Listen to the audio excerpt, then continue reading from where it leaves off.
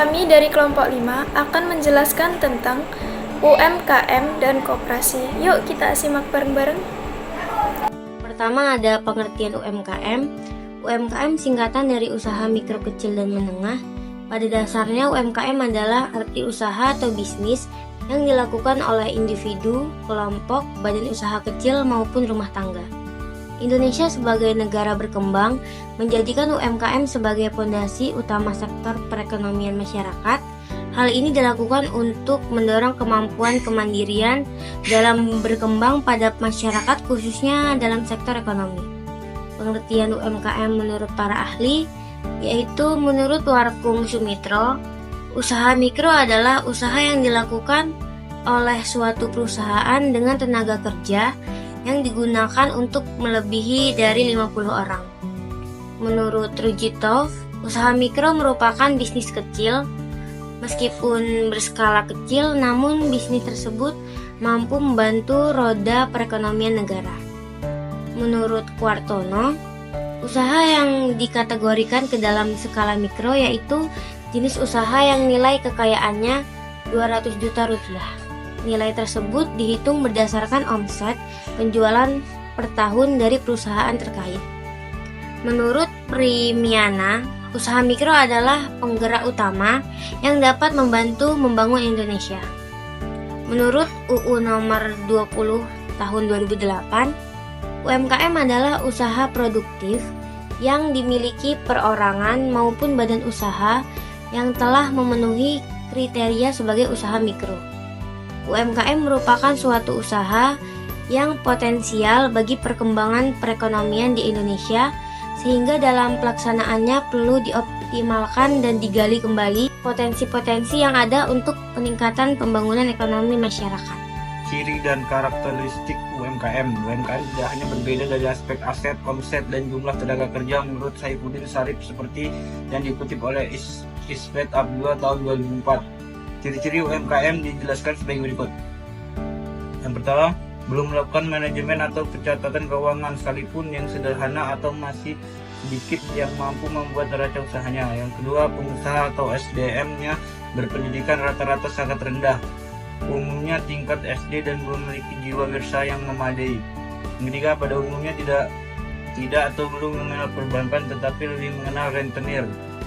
Yang keempat, umumnya tidak memiliki izin usaha atau persyaratan legalitas lainnya termasuk NPWP.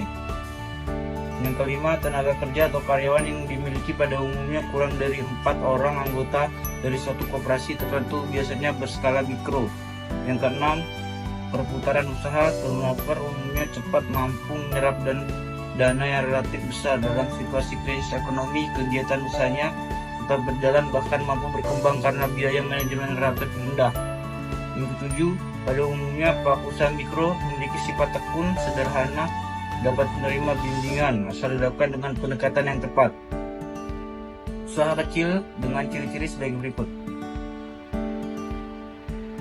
Yang pertama, pada umumnya sudah melakukan pembukuan atau manajemen keuangan. Walaupun masih sederhana, tetap keuangan perusahaan sudah mulai dipisahkan dari keuangan keluarga dan membuat neraca usaha. Kedua, SDM-nya sudah lebih maju dengan rata-rata pendidikan SMA dan sudah memiliki pengalaman usaha. Yang ketiga, pada umumnya sudah memiliki izin usaha dan persyaratan legalitas lainnya termasuk NPWP. Sebagian besar sudah berhubungan dengan perbankan tetapi belum dapat membuat bisnis planning, studi kelayakan, dan proposal kredit kepada bank sehingga masih sangat memerlukan jasa konsultan atau pendamping. Yang kelima, tenaga kerja atau karyawan yang dimiliki antara 5-19 orang. Usaha menengah memiliki ciri-ciri sebagai berikut. Yang pertama, pada umumnya telah memiliki manajemen dan organisasi yang lebih baik, lebih teratur, bahkan lebih modern, dengan pembagian tugas yang jelas antara bagian keuangan, pemasaran, dan produksi. Yang kedua, telah melakukan manajemen keuangan dengan menerapkan sistem akuntansi teratur sehingga memudahkan pengauditan dan penilaian atau pemeriksaan termasuk yang dilakukan oleh bank. Yang ketiga, telah melakukan pengaturan atau pengelolaan dan menjadi anggota organisasi perburuhan. Sudah ada program jam sostek dan pemeliharaan kesehatan. Yang keempat, sudah memiliki segala persyaratan legalitas antara lain izin gangguan, izin usaha, izin tempat, NPWP, upaya pengelolaan lingkungan, dan lain-lain. Yang kelima, sudah sering bermitra dan memanfaatkan pendanaan yang ada di bank. Terakhir, kualitas SDM meningkat dengan penggunaan sarjana sebagai manajer. Hubungan UMKM dengan koperasi. UMKM dengan koperasi memiliki hubungan yang kuat. Hal ini didasarkan oleh adanya hubungan simbiosis mutualisme di antara keduanya. Hubungan ini terjalin sejak lama berkat adanya modal sosial. Kondisi UMKM yang kesulitan dalam mengakses permodalan di perbankan menyebabkan koperasi hadir sebagai solusi utama bagi kemudahan permodalan. Menurut Kementerian Koperasi dan UMKM Republik Indonesia, koperasi dan UMKM memiliki hubungan yang saling mendukung dalam hal berbagi sumber daya, peningkatan akses pasar, dan kerjasama dalam pengembangan produk dan pemasaran. Koperasi sebagai badan usaha berbasis pada keanggotaan dapat memberikan dukungan dalam hal pemasaran, pengadaan modal, dan pengembangan usaha bagi UMKM yang menjadi anggotanya. Sementara UMKM sebagai produsen barang atau jasa juga dapat menjadi mitra bagi koperasi. Analisa hubungan UMKM dengan koperasi. Analisis hubungan antara UMKM, usaha mikro kecil menengah, dan koperasi sangat penting untuk memahami dampaknya terhadap pembangunan ekonomi.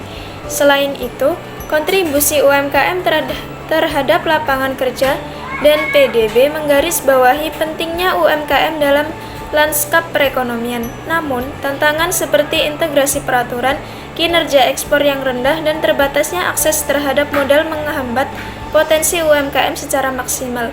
Koperasi dapat mengatasi tantangan ini dengan memberikan permodalan,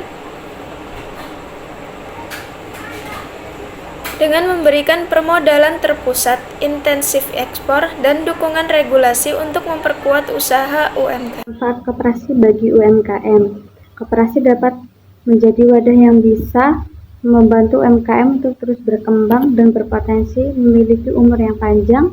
Berikut 5 manfaat koperasi bagi para UMKM. Yang A, kemudahan asik memperoleh modal usaha.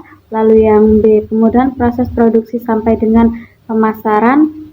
Yang C, kesempatan pelatihan dan pengembangan diri. Yang D, meningkatkan kesejahteraan seluruh anggota. Yang E, meningkatkan relasi usaha. Sekian penjelasan dari kami tentang UMKM dan koperasi. Semoga bermanfaat bagi kalian semua. Terima kasih.